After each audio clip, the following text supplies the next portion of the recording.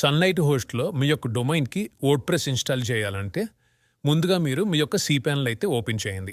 cPanelలోకి అయితే లాగిన్ అవ్వాలి. ఈ యొక్క కంట్రోల్ ప్యానెల్లోకి ఎలా లాగిన్ అవ్వాలంటే మీకు 2 వేస్ అయితే ఉన్నాయి. ఒకటి, డైరెక్ట్గా మీరు cPanel URL ఎంటర్ చేసి లాగిన్ అవ్వచ్చు.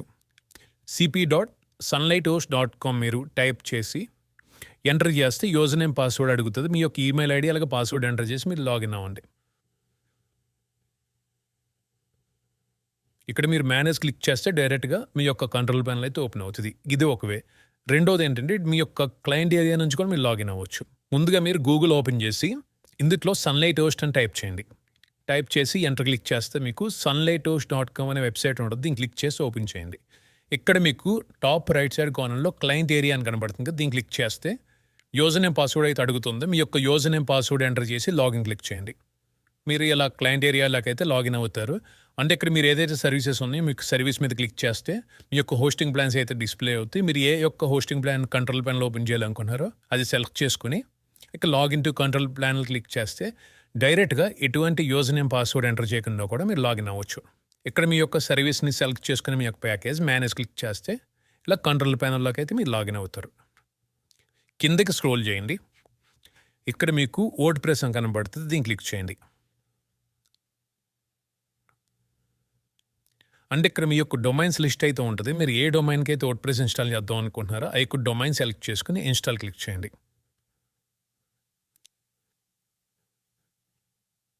వర్డ్ప్రెస్ అయితే సక్సెస్ఫుల్గా ఇన్స్టాల్ అయితే అయింది. ఇక్కడ మీకు 2 లింక్స్ అయితే వచ్చినాయి కదా.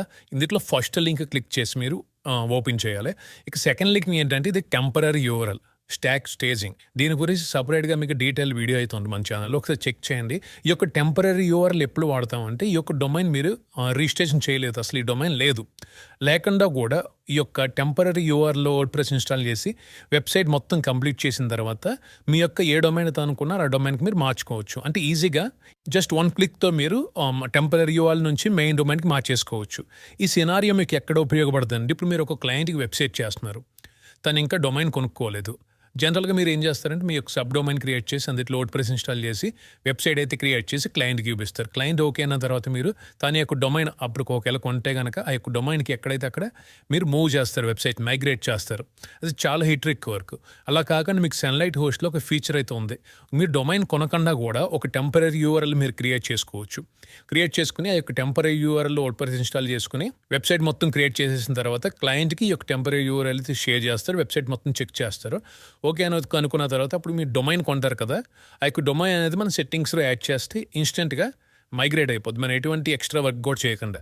ఈ యొక్క టెంపరరీ URL గురించి మన యొక్క ఛానల్లో డీటెయిల్ వీడియో అయితే ఉంది, ఒకసారి చెక్ చేయండి. ఓకే, ఇప్పుడు మీరు ఫస్ట్ లింక్ అయితే క్లిక్ చేయండి. ఫస్ట్ లింక్ క్లిక్ చేస్తే మీకు ఇలా డీటెయిల్స్ అయితే అడుగుతుంది.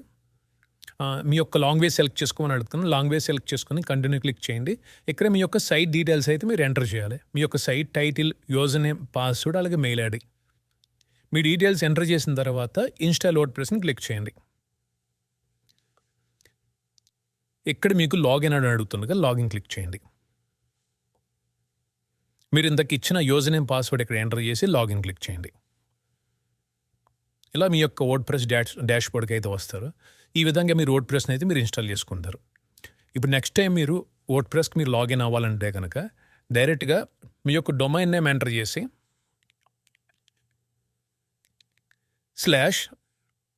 /wp-admin ఎంటర్ చేస్తే ఇక్కడ యూజర్ నేమ్, పాస్వర్డ్ దొరుకుతుంది. ఇది ఎంటర్ చేసి లాగిన్ క్లిక్ చేస్తే ఆటోమేటిక్గా మీ యొక్క డాష్బోర్డ్కి అయితే మీరు లాగిన్ అవుతారు. ఇక్కడ మీరు ఒకటి అబ్జర్వ్ చేయండి. ఇక్కడ నేను ఆల్రెడీ SSL యాక్టివేట్ చేసిన తర్వాత HTTPS అని వచ్చింది చూసారా, SSL యాక్టివేట్ చేసిన తర్వాత వర్డ్ప్రెస్ ఇన్స్టాల్ చేస్తారు. కొంతమంది మెచ్చిపోయి ఏం చేస్తారంటే SSL ఇన్స్టాల్ చేయకుండా కూడా వర్డ్ప్రెస్ ఇన్స్టాల్ చేస్తారు.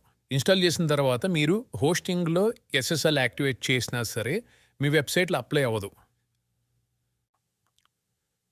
ఇక్కడ మీరు కిందకి స్క్రోల్ చేస్తే SSL అనే ఆప్షన్ ఉంది కదా, దీన్ని క్లిక్ చేసి మీ యొక్క డొమైన్కి SSL యాక్టివేట్ చేస్తారు. సో కొంతమంది మర్చిపోయి ఏం చేస్తారంటే SSL యాక్టివేట్ చేయకుండా కూడా వర్డ్ప్రెస్ అయితే ఇన్స్టాల్ చేస్తారు. సో వర్డ్ప్రెస్ ఇన్స్టాల్ చేసిన తర్వాత చెక్ చేసుకుంటారు, SSL లేదు అంటే HTTPS రాదు. అప్పుడు ఏం చేస్తారంటే హోస్టింగ్ ఓపెన్ చేసి యాక్టివేట్ చేస్తారు, బాగానే ఉంది. అయినా సరే రిఫ్లెక్ట్ అవ్వదు, ఎందుకంటే మీరు ఆల్రెడీ వర్డ్ప్రెస్ ఇన్స్టాల్ చేసేసిన తర్వాత చేశారు కాబట్టి. అప్పుడు ఏం చేయాలంటే మీ సెట్టింగ్స్ ఓపెన్ చేసి జనరల్ ఓపెన్ చేయండి.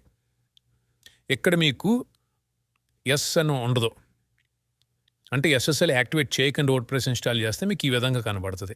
ఇప్పుడు మీరు ఏం చేస్తారంటే ఇక్కడ ఎస్ఎస్ఎల్ యాక్టివేట్ చేస్తారు కదా, చేసిన తర్వాత మీ యొక్క అడ్మిన్ ప్యానెల్‌లోకి వచ్చిన తర్వాత ఇక సెట్టింగ్స్ జనరల్ ఓపెన్ చేసి ఎస్ యాడ్ చేయండి. కింద కూడా ఎస్ యాడ్ చేసి సేవ్ చేంజెస్ క్లిక్ చేయండి. అప్పుడు ఎస్ఎస్ఎల్ అనేది యాక్టివేట్ అవుతుంది.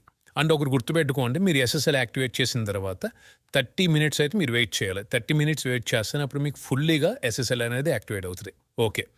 నెక్స్ట్ ఇంకొకటి జనరల్ వర్డ్ ప్రెస్ ఇన్స్టాల్ చేసేటప్పుడు ఈ యొక్క ఇప్పుడు నేను చూపించే ఎర్రర్ ఎక్కువ మందికి వస్తూ ఉంటుంది. ఎందుకు వస్తుందంటే ఇప్పుడు నేను చూపిస్తాను ఉండే. కిందకి స్క్రోల్ చేసి ఇది ఇంకా లోడ్ అవ్వలేదు. ఓకే, వర్డ్ ప్రెస్ ఓపెన్ చేస్తున్నా. ఇక్కడ మీ యొక్క డొమైన్ సెలెక్ట్ చేసుకుని ఇన్స్టాల్ క్లిక్ చేస్తారు కదా, క్లిక్ చేసినప్పుడు వర్డ్ ప్రెస్ ఇన్స్టాల్ అవ్వకుండా ఒక ఎర్రర్ వస్తుంది.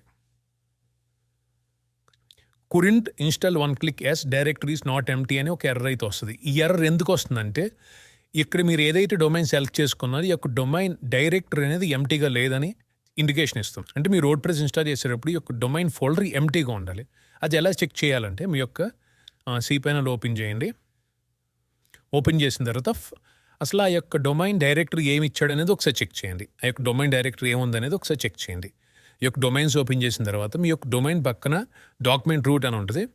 ఇది డైరెక్టరీ ఎక్కడ ఉంది? పబ్లిక్ HTMLలో ఈ యొక్క ఫైల్స్ అనేవి స్టోర్ అవుతున్నాయి. ఇప్పుడు నేను హోమ్లోకి వెళ్ళి ఫైల్ మేనేజర్ ఓపెన్ చేస్తున్నా.